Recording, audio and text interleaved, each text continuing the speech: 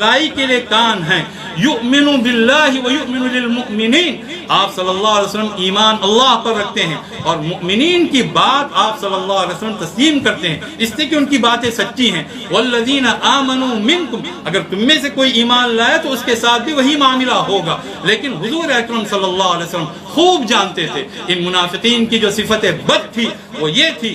ایک تو مشرکین کے ساتھ رابطے میں رہنا, یہود کے ساتھ رابطے میں رہنا. آیات بے شمار ہیں اس چھوٹی سی مجلس میں, ان تمام آیات کو پیش نہیں کیا جا سکتا. اس کے ساتھ ساتھ ان کا معاملہ یہ تھا حضور اکرم صلی اللہ علیہ وسلم کے ہر کام کو الٹنے کی کوشش کرنا. کیا حضور نہیں پہچان سکتے تھے کون ہے جو ان کے کام کو الٹ رہا ہے؟ کیا صحابہ نہیں پہچان سکتے تھے کون ہے جو حضرت صلی اللہ علیہ وسلم کے کاموں کو الٹنے کی کوشش کرتا ہے؟ لقد ابتغوا الفتنة من قبل وقلبوا لك الامور حتى جاء الحق وظهر امر الله وهم كارهون. پہلے ہی سے فتنوں کی چاہت میں رہتے چلے آئے ہیں اور آپ کے کاموں کے الٹتے رہے ہیں یہاں تک کہ اللہ کا فیصلہ, اللہ کا حکم ظاہر ہو گیا. حتى ظهر امر الله وهم كارهون حتى جاء الحق. حق آ گیا, اللہ کا فیصلہ ظاہر ہوا, نافذ ہوا اور یہ دل کے اندر کڑتے ہی رہے. پہلے دن سے ان کی کوشش تھی. اور حضرت صلی اللہ علیہ وسلم جو معاشرہ قائم فرمانا چاہتے ہیں اس معاشرے کے بالمقابل انہوں نے ایک گھٹیا, فضول, لغو اور ایک نجس معاشرہ قائم کیا تھا. المنافقون والمنافقات بعضهم من بعض يأمرون بالمنكر وينهون عن المعروف ويقبضون أيديهم نسوا الله فنسيهم إن المنافقين هم الفاسقون. بے شک منافق مرد اور منافق عورتیں ایک دوسرے کے ساتھ اندر ہی اندر ملے ہوئے ہیں, مکار ہیں, باہم ایک دوسرے سے جڑے ہوئے ہیں. بعضهم من بعض یأمرون بالمنکر. ان کا کام ہی یہی ہے کہ ہر منکر کا یہ حکم دیتے ہیں, ہر معروف سے روکتے ہیں. حضور اکرم صلی اللہ علیہ وسلم کے جو کام ہو رہے ہیں ان کاموں میں رکاوٹیں کھڑی کرتے ہیں. یہ پورا کا پورا جانا پہچانا ٹولہ تھا, ہر ایک ان کو جانتا تھا. لیکن چونکہ اللہ رب العزت کی طرف سے ان کے لیے موقع تھا, فَإِن يَتُوبُوا يَكُ خَيْرًا لَهُمْ. اگر وہ توبہ کر لیں ان کے حق میں بہتر ہے. وَيُعَذِّبَ الْمُنَافِقِينَ إِن شَاءَ أَوْ يَتُوبَ عَلَيْهِمْ.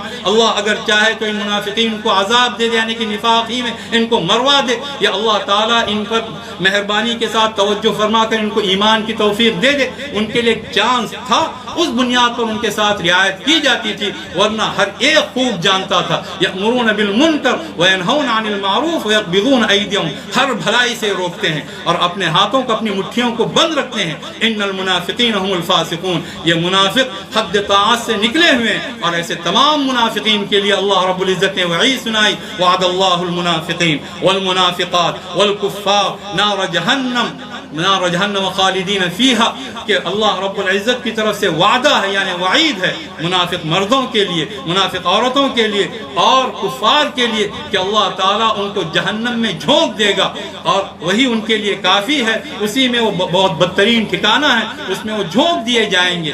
گویا یہ طبقہ جانا پہچانا تھا. اس کے مقابلے میں جو مبارک معاشرہ حضرت صلی اللہ علیہ وسلم کی محنت سے اور حضرات صحابہ کرام رضی اللہ عنہم اجمعین کی جا فرموشی سے جو مبارک معاشرہ مدینے میں قائم ہوا, اللہ تعالیٰ نے اس معاشرے کا تذکرہ فرمایا. والمؤمنون والمؤمنات بعضهم اولیاء بعض. تمام مؤمن مرد, تمام مؤمن عورتیں, تمام صحابہ کرام, تمام صحابیات, یہ تمام کے تمام ایک دوسرے کے ولی ہیں. تمام مؤمن مرد, تمام صحابہ ایک دوسرے کے رفقا ہیں اور تمام صحابیات ایک دوسرے کی رفیقات ہیں. یأمرون بالمعروف وینہون عن المنکر. یہ بھلائیوں کا حکم کرتے ہیں, برائیوں سے روکتے ہیں. ویقیمون الصلاۃ ویؤتون الزکاۃ. نمازوں کو قائم کرتے ہیں, زکوٰۃ کو ادا کرتے ہیں. ویطیعون اللہ ورسولہ. اللہ اور اس کے رسول کی اطاعت کرتے ہیں. اولئک سیرحمہم اللہ. اللہ تعالیٰ ضرور ان پر رحم فرمائے گا. اور اللہ رب العزت اولئک سیرحمہم اللہ, اللہ تعالیٰ ان تمام پر ضرور رحم فرمائے گا. پھر آگے اللہ نے بات ارشاد فرمائی. وعد اللہ المؤمنین والمؤمنات جنات تجری من تحتها الانہار ومساکن طیبۃ فی جنات عدن ورضوان من اللہ اکبر.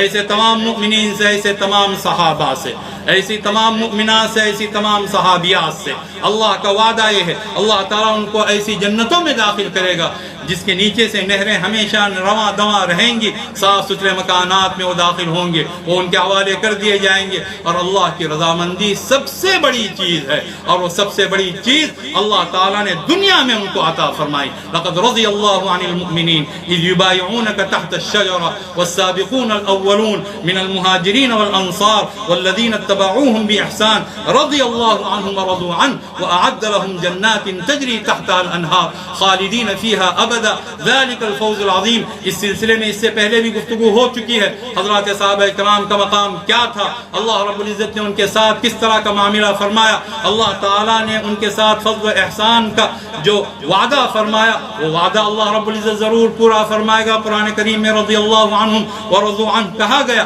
اب اس کے بعد میں یہ کہ جو رسول اکرم صلی اللہ علیہ وسلم کو دیکھ لے، جس نے اپنی آنکھوں سے حضرت صلی اللہ علیہ وسلم کو دیکھا، وہ شرف صحابیت سے مشرف ہو گیا۔ اس کے ساتھ یہ جو عقیدہ ہے امت کا اور یہ جو تعریف کی جاتی ہے کسی زمانے میں کسی نے کی ہو، امام بخاری رحمۃ اللہ علیہ نے فرمائی، ان کے استاد علی بن المدینی نے فرمائی، اور بعض کے لوگوں نے بھی، یہ تعریف حقیقت میں نئی تعریف نہیں ہے، صحابہ کے دور سے ایک پورا سلسلہ چلا آ رہا تھا، اس کو ایک مرتب انداز سے بیان کیا گیا۔ صحابی وہ ہے من لقی النبی صلی اللہ علیہ وسلم یا من رأى النبی صلی اللہ علیہ وسلم مؤمنا ومات علی الایمان، جس نے حضرت صلی اللہ علیہ وسلم کو حالت ایمان میں دیکھا اور ایمان ہی کی حالت میں اس کا انتقال ہو گیا، وہ صحابی ہے۔ رؤیت کو بنیاد بنایا گیا، اور رؤیت کے علاوہ کوئی دوسری جتنی بھی بنیادیں ہوں گی ان بنیادوں پر اشکال قائم کیا جا سکتا ہے، اور رؤیت کی بنیاد ایسی بے غبار بنیاد ہے کہ اس بنیاد کو بہت سارے معاملات میں اللہ رب العزت کی طرف سے اسے بنیاد قرار دیا گیا، اللہ کے رسول صلی اللہ علیہ وسلم کی طرف سے اسے بنیاد قرار دیا گیا کہ ایک مرتبہ دیکھ لیا جائے، دیکھنے کے بعد ایک لحاظ سے حجت تمام ہو جاتی ہے۔ عذاب کے تعلق سے بات کہی گئی ہے کہ اگر کسی سے بتایا جائے کہ عذاب آئے گا تو لاکھ بتایا جائے، حجت اس وقت تک تمام نہیں ہو سکتی جب تک آدمی اپنی آنکھوں سے عذاب دیکھ لے۔ وہ 1000 دفعہ بتانا اس سے بڑھ کر ایک دفعہ دیکھنا ہے، وہ رؤیت حد فاصل بنتی ہے۔ فَلَمْ يَكُ يَنْفَعُهُمْ إِيمَانُهُمْ لَمَّا رَأَوْا بَأْسَنَا، لوگوں کو ان کا ایمان فائدہ نہیں پہنچا سکتا جب انہوں نے عذاب دیکھ لیا۔ رؤیت بنیاد بنی ہے، رؤیت حد فاصل بنی ہے۔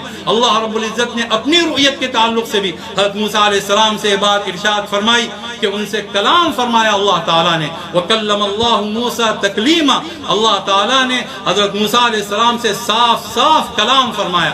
لیکن جہاں رؤیت کا معاملہ آیا، اللہ رب العزت نے بات ارشاد فرمائی کہ شرف دنیا کے اندر نہیں ہو سکتا۔ صحیح احادیث سے بات معلوم ہوتی ہے کہ آخرت میں ہر صاحب ایمان کو، ہر جنتی کو یہ عظیم ترین شرف حاصل ہوگا۔ قَالَ لَن تَرَانِي، ملائکہ کے تعلق سے اللہ نے بات ارشاد فرمائی، اگر ہم فرشتے کو اتار دیں اور فرشتہ ہونے کی حیثیت سے لوگ اسے دیکھ لیں، حجت تمام ہو جائے گی۔ وَلَوْ أَنزَلْنَا وَقَالُوا لَوْلَا أُنزِلَ عَلَيْهِ مَلَكٌ، یہ کہتے ہیں کہ ان پر فرشتہ کیوں نہیں اتارا گیا۔ وَلَوْ أَنزَلْنَا مَلَكًا لَقُضِيَ الْأَمْرُ ثُمَّ لَا يُنظَرُونَ، اگر ہم فرشتے کو اتار دیں تو فیصلہ ہو جائے گا، بات تمام ہو جائے گی، حجت ثابت ہو جائے گی، پھر اس کے بعد میں مہلت نہیں ملے گی۔ گویا کہ رؤیت کو بہت سارے معاملات میں حد فاصل قرار دیا گیا، اور حضور اکرم صلی اللہ علیہ وسلم نے اپنی مبارک احادیث میں اپنی صحیح ترین روایات جو سند کے لحاظ سے نہایت صحیح ہے، حضرت صلی اللہ علیہ وسلم نے رؤیت کو، دیکھنے کو ایک حد فاصل قرار دیا ہے۔ خواب میں دیکھنا ظاہری طور پر دیکھنے کے مقابلے میں کم درجہ رکھتا ہے، لیکن اس کے باوجود من رآنی فی المنام فقد رآنی، جس نے مجھے خواب میں دیکھا اس نے واقعتاً مجھے دیکھا۔ من رآنی فی المنام فسیرانی فی الیقظہ، جس نے مجھے خواب میں دیکھا وہ عن قریب و بیداری کے عالم میں مجھے دیکھے گا۔ مطلب یہ کہ جو حضرت صلی اللہ علیہ وسلم کے زمانے میں خواب میں آپ صلی اللہ علیہ وسلم کو دیکھ لے، اس کے تعلق سے بات کہی جاتی ہے کہ وہ بیداری کے عالم میں حضرت صلی اللہ علیہ وسلم کو دیکھے گا، اور اس کی دوسری تشریحات بھی کی جاتی ہیں، پھر وہ ہمارا موضوع نہیں ہے۔ حضرت صلی اللہ علیہ وسلم نے یہ بات بھی ارشاد فرمائی، من رآنی فی المنام فقد رأى الحق، جس نے خواب میں مجھے دیکھا اس نے سچ مچ مجھے دیکھا، اس نے حق دیکھا، اس نے ایک سچائی دیکھی، اس نے ایک حقیقت دیکھی۔ فإن الشیطان لا يتصور بی، فإن الشیطان لا يتمثل بی، فإن الشیطان لا يتشبه بی، شیطان میری شبیہ میں نہیں آ سکتا، شیطان میری مثال میں نہیں، شیطان میرے تصورات کے ساتھ نہیں آ سکتا کہ خواب میں دیکھنے والا شیطان کو دیکھے اور مجھے تصور کرے، ایسا ممکن نہیں ہے۔ یہ حضرت صلی اللہ علیہ وسلم کی طرف سے یہ بات ارشاد فرمائی گئی، طوبى لمن رآنی ورأى من رآنی، نبی، خوش نصیب ہے وہ انسان جس نے مجھے دیکھا اور جو مجھ پر ایمان لے آیا۔ فضیلت رؤیت کے تعلق سے کتنی روایات ہیں۔ طوبى لمن رآنی وآمن بی وطوبى لمن رآ من رآنی ولمن رآ من رآ من رآنی وآمن بی طوبى لهم وحسن مآب۔ خوش نصیب ہیں وہ لوگ جنہوں نے مجھے دیکھا، جنہوں نے مجھے دیکھنے والوں کو دیکھا، جنہوں نے مجھے دیکھنے والوں کے دیکھنے والوں کو دیکھا۔ ان تمام کی جو فضیلت راجع ہے وہ آن حضرت صلی اللہ علیہ وسلم کی طرف راجع ہے۔ پھر یہ بات ارشاد فرمائی طوبى لهم وحسن مآب، ان کے لیے خوشخبری ہے، وہ بڑے خوش نصیب لوگ ہیں، ان کے لیے بہترین ٹھکانہ ہے۔ اور یہ بات آپ صلی اللہ علیہ وسلم نے ارشاد فرمائی لا تزالون بخیر ما دام فیکم من رآنی وصاحبنی واللہ ولا تزالون بخیر ما دام فیکم من رآ من رآنی وصاحب من صاحبنی واللہ لا تزالون بخیر ما دام فیکم من رآ من رآ من رآنی وصاحب من صاحب من صاحبنی، کہ تم ہمیشہ خیر میں رہو گے، تمہارے ساتھ خیر کا معاملہ ہوگا، اللہ رب العزت کی طرف سے فضل کا معاملہ ہوگا جب تک تمہارے اندر وہ لوگ رہیں گے جنہوں نے مجھے دیکھا۔ رؤیت کو حد فاصل بنایا جا رہا ہے، رؤیت کو صحبت کے قائم مقام بنایا جا رہا ہے، اور کم از کم صحبت رؤیت کو قرار دیا جا رہا ہے۔ من رآنی وصاحبنی، جو میرے ساتھ رہا، قسم ہے اللہ کی تم ہمیشہ خیر کے ساتھ رہو گے جب تک تمہارے اندر وہ لوگ رہیں گے جنہوں نے مجھے دیکھنے والوں کو دیکھا۔ پھر قسم کھا کر یہ بات ارشاد فرمائی کہ تم ہمیشہ خیر کے ساتھ رہو گے جب تک تمہارے اندر وہ لوگ رہیں گے جنہوں نے ان لوگوں کو دیکھا جنہوں نے میرے دیکھنے والوں کو دیکھا۔ گویا کہ جو سلسلہ پورا چلا ہے وہ پورا سلسلہ صحبت پر اور صحبت کو رؤیت کے ساتھ جوڑ دیا گیا ہے۔ حضور اکرم صلی اللہ علیہ وسلم کو جو ایمان کی حالت میں دیکھ لے، اللہ رب العزت کا یہ وعدہ ہے جو آپ صلی اللہ علیہ وسلم کے ساتھ ایمان کے ساتھ رہا ہے اللہ تعالیٰ اسے رسوا نہیں کرے گا۔ یوم لا یخزی اللہ النبی والذین آمنوا معہ، جس دن اللہ تعالیٰ نبی کو رسوا نہیں کرے گا، اور جو لوگ نبی کے ساتھ صاحب ایمان بنے اور وہ ایمان لائے، یہ بشارت تمام لوگوں کے لیے، لیکن اس کے مصداق اولین وہ صحابہ کرام ہیں جن کے دلوں میں ایمان تھا، جن کے دلوں میں سچائی تھی، جنہوں نے نبی اکرم صلی اللہ علیہ وسلم کو ایمان کی حالت میں دیکھا اور ایمان کی حالت میں وہ رہے اور ایمان کی حالت میں وہ دنیا سے رخصت ہو گئے۔ منافقین اس طرح کے نہیں تھے، لیکن چونکہ ان کے ساتھ رعایت کی جا رہی تھی اور اللہ رب العزت کی طرف سے بعد میں احکامات نازل ہوئے کہ ان کے ساتھ سختی کی جائے، یا ایھا النبی جاہد الکفار والمنافقین، اگر معلوم نہ ہو تو پھر کس کے ساتھ سختی کی جائے گی؟ یہ ساری چیزیں اس بات کی طرف اشارہ کرتی ہیں کہ معلوم تھے، وہ منافقین کا ٹولہ معلوم تھا، بلکہ قیامت کے دن منافقین مؤمنین کے سامنے اپنی ظاہری صحبت کا حوالہ دیں گے، اس کی بنیاد پر وہ صحابی نہیں تھے لیکن ظاہر میں رہتے تھے۔ اللہ رب العزت نے بات ارشاد فرمائی یوم یقول المنافقون والمنافقات للذین آمنوا انظرونا نقتبس من نورکم، جس دن منافق مرد اور منافق عورتیں کہیں گی اہل ایمان سے کہ جو ہمارا ذرا خیال رکھنا، ہمیں بھی تمہارے نور میں سے کچھ مل جائے۔ الذین آمنوا سے مراد صحابہ کرام اور صحابیات ہیں۔ نقتبس من نورکم قیل ارجعوا وراءکم فالتمسوا نورا، ان سے کہا جائے گا کہ پیچھے چلے جاؤ، وہاں جا کر اپنا کوئی نور تلاش کرو، کوئی ملے تو لے آؤ، ہمارا نور تمہیں نصیب نہیں ہو سکتا۔ فضرب بینہم بسور لہ باب، ان کے درمیان ایک پوری دیوار قائم کر دی جائے گی اور اس کا ایک دروازہ ہوگا، باطنہ فیہ الرحمہ وظاہرہ من قبلہ العذاب، اور اس دیوار کے اندرون میں رحمت ہی رحمت ہوں گی، اس سے کہ وہاں اہل ایمان ہوں گے، وہاں حضرات صحابہ ہوں گے، وہاں صحابیات ہوں گی، اور اس کے اس طرف وہ لوگ ہوں گے جو اللہ کا عذاب ہوگا، اس سے کہ وہاں منافقین ہوں گے، منافقات ہوں گے۔ اس وقت وہ چیخ کر اور چلا کر کہیں گے ینادونہم الم نکن معکم، ان سے کہ ہم تمہارے ساتھ نہیں تھے، تو حضرات صحابہ کرام کہیں گے بلا، ظاہری طور پر تم ساتھ تھے لیکن تمہارے کرتوت کیا تھے؟ وہ قیامت کے دن ان کو بتائیں گے، اور ان کا بتانا خود اس بات کی علامت ہوگا کہ وہ دنیا میں ان کو جانتے تھے، ان کے کرتوت جانتے تھے۔ بلا ولکنکم فتنتم انفسکم، لیکن تم نے خود اپنے آپ کو فتنے میں مبتلا کیا، گویا اپنے پاؤں پر تم نے خود کلہاڑی ماری، وتربصتم، اور تم ہمیشہ ہماری گھات میں رہے، ہماری مصیبت کے انتظار میں رہے، ہمیں تباہ و برباد دیکھنا چاہتے رہے، وتربصتم ورتبتم، اور تم ہمیشہ شکوک اور شبہات میں مبتلا رہے، کبھی یقین صادق کی منزل تک تم پہنچ نہیں سکے۔ وغرتکم الامانی، اور دنیا کے بےہودہ جو امیدیں ہیں، جو خواہشات ہیں، ان خواہشات نے تمہیں دھوکے میں رکھا، فریب میں رکھا، اور وہ خواہشات کیا تھی کہ ہم ظاہری طور پر قسمیں کھا لیں گے اور اللہ کے دربار میں بھی قسمیں کھا لیں گے اور کامیاب ہو جائیں گے. یوم یبعثہم اللہ جمیعا فیحلفون لہ کما یحلفون لکم ویحسبون انہم علی شیء الا انہم الکاذبون. جب اللہ تعالیٰ تمام کو زندہ کرے گا، یہی منافقین اے مؤمنوں، اے صحابہ، جس طرح تمہارے سامنے آ کر یہ قسمیں کھاتے ہیں، اللہ کے سامنے بھی قسمیں کھائیں گے اور اپنے آپ کو ایک بنیاد پر سمجھیں گے. فَيَحْلِفُونَ لَهُ كَمَا يَحْلِفُونَ لَكُمْ وَيَحْسَبُونَ أَنَّهُمْ عَلَى شَيْءٍ أَلَا إِنَّهُمْ ہم الکاذبون. سن لو، یہ تمام کے تمام جھوٹے ہیں. یہ مکار ٹولہ جانا پہچانا تھا، اور حضرات صحابہ کرام ان کے بارے میں ان سے یہی کہیں گے وَغَرَّتْكُمُ الْأَمَانِي. اور اس طرح کی جو بےہودہ امیدیں ہیں انہوں نے تمہیں بالکل مست کر رکھا تھا، دھوکے میں رکھا تھا. حتی جاء امر اللہ، یہاں تک کہ اللہ کا فیصلہ آ گیا اور تمہیں موت آ گئی، قیامت آ گئی. وغرکم باللہ الغرور. اور وہ دھوکے باز، دھوکہ دینے والا اللہ کے تعلق سے تمہیں خوب دھوکے دیتا رہا.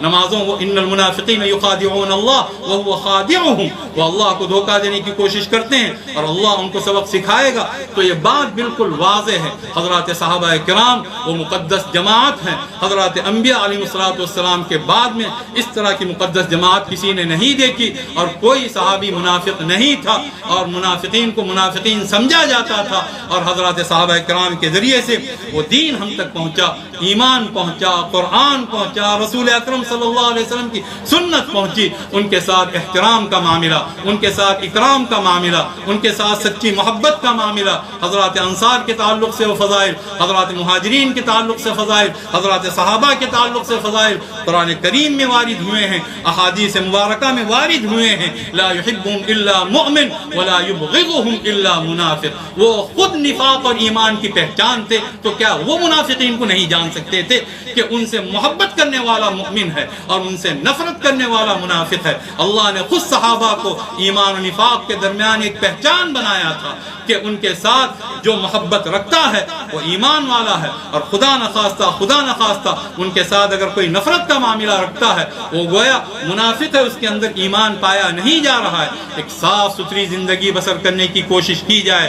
ہم میں سے ہر ایک اللہ کے سامنے یہ عہد کر لے کہ حضور اکرم صلی اللہ علیہ وسلم نے جو روشن راستہ ہمیں دیا تھا، وہ راستہ اہل بیت کا راستہ، وہ راستہ حضرات صحابہ کرام کا راستہ، وہ راستہ قرآن کریم کا راستہ، وہ راستہ اللہ رب العزت کا عطا کیا ہوا راستہ، اسی راستے کو سبیل المؤمنین کہتے ہیں. مؤمنین جس راستے پر چلتے چلے آئے ہیں اس راستے کو ہم اختیار کریں، اسے اپنی سر آنکھوں پر رکھیں اور منزل مقصود تک ہم پہنچنے کی کوشش کریں.